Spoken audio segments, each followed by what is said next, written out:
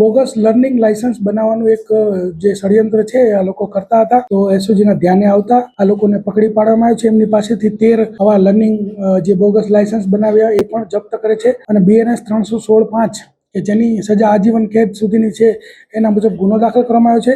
આ 4 વ્યક્તિઓમાં પ્રફુલ પટેલ, રવિ ગાંગડિયા આ બંને આરટીઓ એજન્ટ છે એવી ઓળખ આપી વોટ્સએપથી લોકોના સંપર્કમાં આવતા હતા અને ત્યારબાદ લોકોને 7 થી 10,000 રૂપિયામાં લર્નિંગ લાયસન્સ અને લાયસન્સ બનાવી આપશે એવું કહી અને ધર્મેન્દ્ર શેખડિયા એમ પરિવહનમાં આ લોકોની એપ્લિકેશન કરતો અને ત્યારબાદ ઓટીપી જનરેટ થતો અને ઓટીપી જે તે વ્યક્તિ પાસેથી માંગતા હતા. એટલે એ લોકોને એવું થાય કે ભાઈ આ સાચું લાયસન્સ આપે છે અને ત્યારબાદ જે પ્રદેશ માણિયા છે એ એડિટિંગ કરી અને લર્નિંગ લાયસન્સ બનાવી અને એ જે તે વ્યક્તિને આપી દેતો. તો આ લર્નિંગ લાયસન્સની વેલિડિટી 6 મહિના હોય છે અને આ લોકો 6 મહિનાથી આ કામ કરતા હતા અને 6 મહિના બાદ અત્યારે આ પકડાઈ ગયા છે.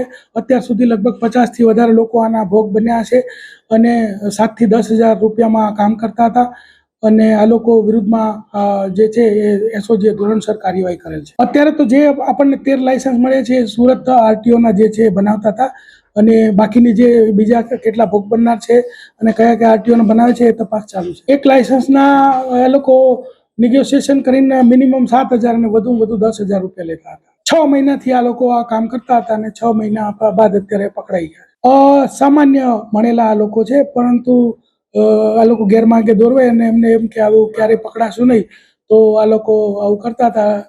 મોટાભાગના 12 પાસ ને એવા સમથિંગ છે અને એમાં પ્રજેશ છે એના વિરુદ્ધમાં રોહિના પછી બીજા અલગ અલગ એમ કરીને 6 થી 7 ગુનાઓ દાખલ થયેલા છે અને બીજો જે આરોપી છે પ્રફુલ એના વિરુદ્ધમાં પણ એક પ્રોહીનો ગુનો દાખલ થયેલ છે.